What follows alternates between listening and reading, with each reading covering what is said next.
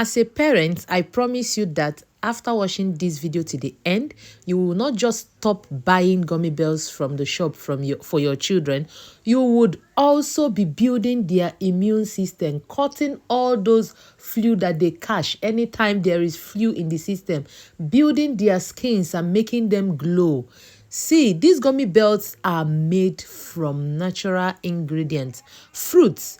And if you have children that do not like eating fruits, please, this video is for you. You can as well make it as gummy bears for them, and they eat it without even knowing that they are eating fruits. See, you are not going to only build their immune system, you are also going to be treating their eyes right. Like this yumminess, the goodness of this gummy bear will take your kids to another level. And I promise you, after making this, your kids will always long for it. Mommy, make gummy bears for us. Now, follow me. Let's go and make this goodness. Now, for the ingredients, we are going to be using 2 apples and 2 carrots. You know what carrot does to the skin and what it does to the immune system. And you also know what apple does to the heart. All right? If you don't know, you can Google it. First of all, we have to clean our carrots and our apple, and this is me scraping the back. If you like to scrape the back, fine. If you don't like it, you can just go ahead and wash with salt and water. So after scraping the back, this is me pouring salt to my fruit and I am washing it diligently. After washing, you have to cut it into small chunks so that your blender can carry it, because I'm using ordinary blender, I'm not using food processor. So I needed to cut it very slim and in small quantity. Now, when you are done cutting your fruits into small chunks, we have to transfer them to our blender. After transferring to the blender, you are going to be adding just 1 cup of water. But if you want to make a bigger quantity, you can double the size of the fruit and double the size of the water. Because why I'm saying this is that the water content determines the quantity of the gelatin that you're going to be putting to make it frozen. Okay, now this is me sieving out the water. Don't ask me what I did with this shaft, because I used it in making swallow. So everything must be put in place. Now transfer to your pot and let it heat for at least 2 minutes. It don't need to boil. It doesn't need to boil too much. Now this is my gelatin. Now for this quantity, you are going to be using 12 gram of gelatin. 12 gram.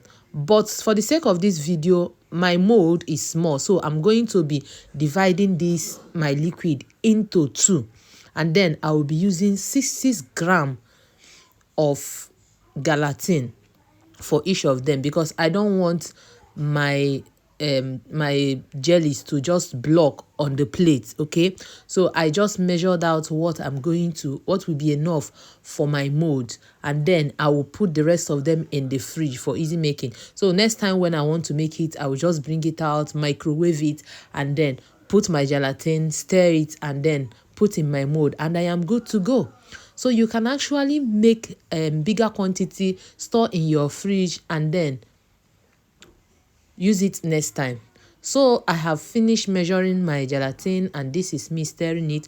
Stir very well to make sure that all your gelatins are incorporated, okay, so that it dissolves very well. Once the gelatins are done dissolving, you can see they are all dissolved. Now you add a little bit of honey. You can also decide to grind this with date, if you can reach date to prevent honey.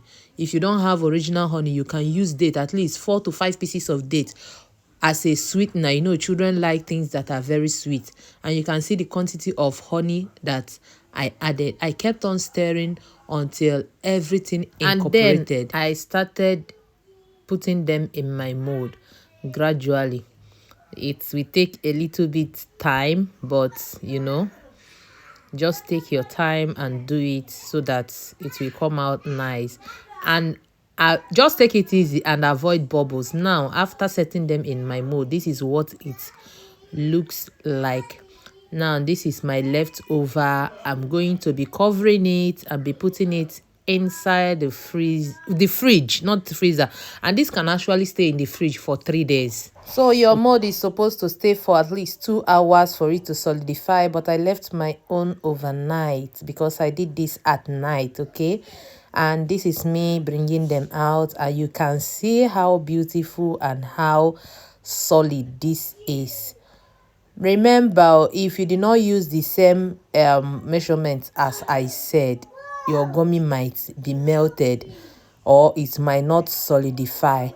You can see the goodness. This will not only make your children happy, it will also build their immune system.